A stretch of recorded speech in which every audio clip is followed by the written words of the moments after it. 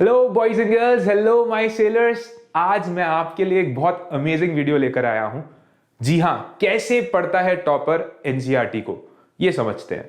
और एक टॉपर जब एनसीईआरटी को पढ़ता है तो उसको लंबे टाइम तक जो भी वो पढ़ रहा है उस नॉलेज को रिटेन कर पाता है और मैक्सिमम रिजल्ट ला पाता है। आप लोग क्या गलती करते हो, आप एनसीईआरटी को नॉवल की तरह पढ़ते हो। नॉवल की तरह पढ़ते हो तो जब एग्जाम आता है आप भूल जाते हो। पर टॉपर एक चीज करता है जिसका नाम है रेटिकुलर एक्टिवेटिंग सिस्टम। राइट, वो एक चीज को एक्टिवेट कर रहा है, एक सबकॉन्शियस माइंड को एक्टिवेट कर रहा है। ये टर्म क्या है मैं अभी आपको एक एग्जांपल से समझा देता हूं। तो ये रेटिकुलर एक्टिवेटिंग सिस्टम क्या चीज है, बड़ी सिंपल सी चीज है यार। एक टॉपर ना इसी चीज को केमिस्ट्री में अप्लाई कर रहा है। और क्या है ये, इसका एक एग्जांपल देता हूं, बड़ा सिंपल सा एग्जांपल दूंगा।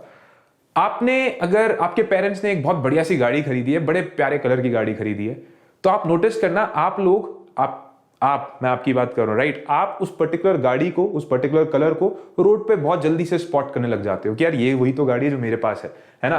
आपने एक बहुत बढ़िया सा पेन खरीदा, वो पेन आप स्कूल में स्पॉट कर पाते हो यार, इस लोग बच्चों के पास है, राइट। आप स्कूल में भी देख पाते हो, आपको वो सडनली वही पेन आपको हर जगह दिखने लग जाता है, राइट। वो गाड़ी ब्यूटीफुल कलर की हर जगह दिखने लग जाती है।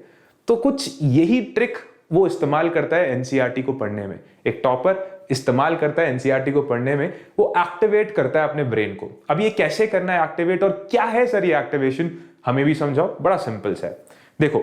अब आप सबसे पहली जो गलती करते हो ना, you read your NCERT like a novel, stop doing that, वो नहीं करना है। सबसे पहले जब आपको एनसीईआरटी दी जाए, मान लीजिए आप एस ब्लॉक पढ़ रहे हो, मैं इनऑर्गेनिक केमिस्ट्री ले रहा हूं क्योंकि बच्चा इनऑर्गेनिक केमिस्ट्री को लेकर ही बहुत परेशान होता है, राइट। तो इनऑर्गेनिक केमिस्ट्री पर्टिकुलरली कैसे पढ़ना है, आपको क्या काम करना है। पहला, मान लीजिए हम एस ब्लॉक पढ़ रहे हैं, you will just flip through the pages. आप क्या करोगे, पेजेस को आगे पीछे करके देखोगे उस पर्टिकुलर चैप्टर के। अब आप ऐसा क्यों कर रहे हो, पॉइंट नंबर 1 बताओगे क्यों कर रहे हो ऐसा।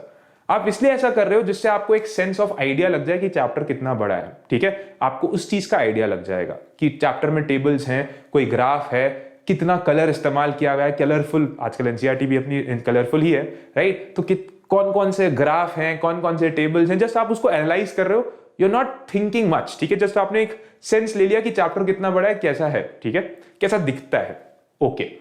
दूसरी चीज बहुत इंपॉर्टेंट है और इधर आपको बहुत ध्यान देना है।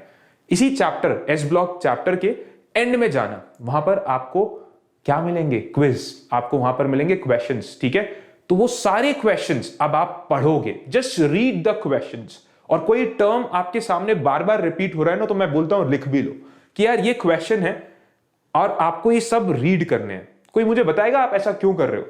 आप इसलिए ऐसा कर रहे हो जिससे आप पता लगा पाओ कि यार what you should be looking for when you will be reading the chapter। जब आप चैप्टर वास्तव में पढ़ रहे होंगे तो आपको पता लग जाएगा कि यार ये चीजें एनसीईआरटी मुझे चाहती है कि मैं ढंग से पढ़ूं, राइट।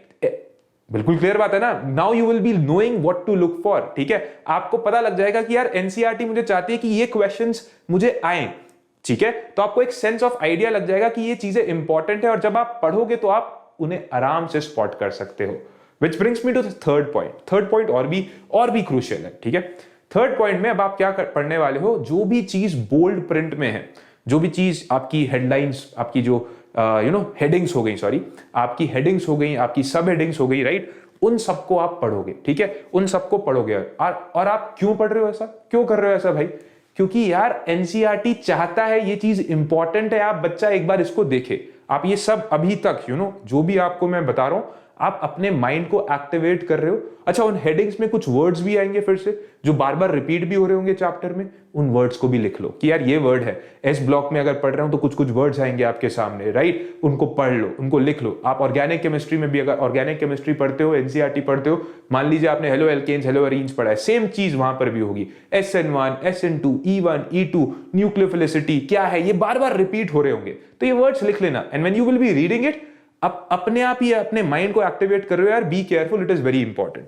आई होप ये पॉइंट समझ आते हुए जा रहे हैं, बहुत इंपॉर्टेंट पॉइंट है, ठीक है। तो आप अभी यहां पर सारे सब हेडिंग्स और हेडिंग्स आपने पढ़ ली, ठीक है, बढ़िया, ये भी क्लियर हुआ।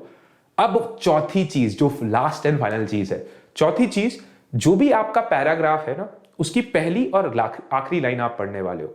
अब आप ऐसा क्यों करोगे यार, पैराग्राफ जो भी होता है ना, फर्स्ट लाइन इज ऑलवेज आपको पैराग्राफ के बारे में आइडिया देती है कि यार ये पैराग्राफ जो भी आगे चल रहा है मतलब उसका पहली लाइन जो होती है उसका एक इंट्रोडक्शन होता है, तो उसको आपको हल्का सा आइडिया लगेगा। लास्ट लाइन उस पैराग्राफ को कंक्लूड कर रही होती है, ठीक है। जो पैराग्राफ्स आते हैं आप उनके फर्स्ट और लास्ट लाइन पढ़ोगे। हाँ, बहुत इंपॉर्टेंट चीज, do not go for comprehension. अभी ये मत सोचने लगेगा ना कि सर पहली और लास्ट लाइन पढ़ के मैं सब कुछ सीख जाऊंगा। नहीं नहीं, अभी आपके पास पूरा डेटा नहीं आया है, आप अभी सिर्फ एक सेंस ऑफ आइडिया ले रहे हो, you are trying to connect the dots. और जब आप पढ़ने लग जाओगे, जब इसको लास्ट फिफ्थ जो पॉइंट है, when you will do the final reading, अब आपको पता है क्या चीजें इंपॉर्टेंट है, what you are looking for. आपसे एनसीईआरटी क्या चाहता है, ये चीजें आपको पढ़नी है। और आप क्यों पढ़ रहे हो? क्योंकि ये लास्ट में पूछी गई है, इनके ऊपर क्वेश्चंस आ रहे हैं, ठीक है। तो आपको आराम से समझ भी आ जाएगा, और जो वो कीवर्ड्स आपने देखे हैं बार बार रिपीट हो रहे हैं, तो when you will be reading them आप एक्स्ट्रा अटेंशन वहां पर दोगे। This is how you should read your NCERT, ठीक है। अब आप बोलोगे कि सर ये तो 5 स्टेप हो गए, 4 पहले के स्टेप बहुत बड़े बड़े हो गए। यार, इजंट इट बेटर कि एक बार मैं ढंग से पढ़ूं और मुझे बार बार रीड ना करना पड़े? अगर आप कह रहे हो कि सर मेहनत बढ़ गई है, मेहनत बढ़ी नहीं है। किसके कंपैरिजन में आप बोल रहे हो मेहनत बढ़ गई है?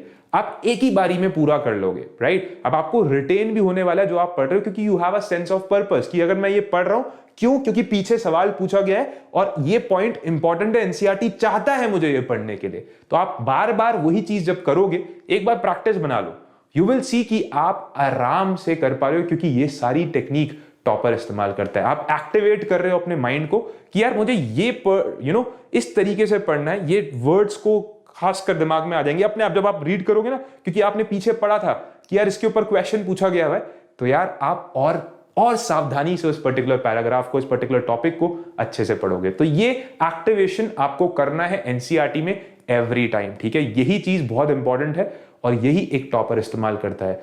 यूज दिस ट्रिक और आज के बाद NCERT it will be very easy for you. NCERT OP हो जाएगी। आप बोलोगे यार हर एक चीज समझ आ रही है सर, क्योंकि मैं जानता हूं कि मैं क्यों ये चीज पढ़ रहा हूं, सो दैट मेरे जब मैं क्वेश्चन लिखूंगा मुझे कोई दिक्कत नहीं आएगी उसका आंसर बनाने में, ठीक है।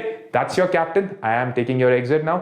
All the best, read this way and you will see a big difference will come to your reading and retention. जो आपकी नॉलेज की रिटेंशन है उसमें एक बहुत बड़ा डिफरेंस आएगा। Thank you so much and God bless you all.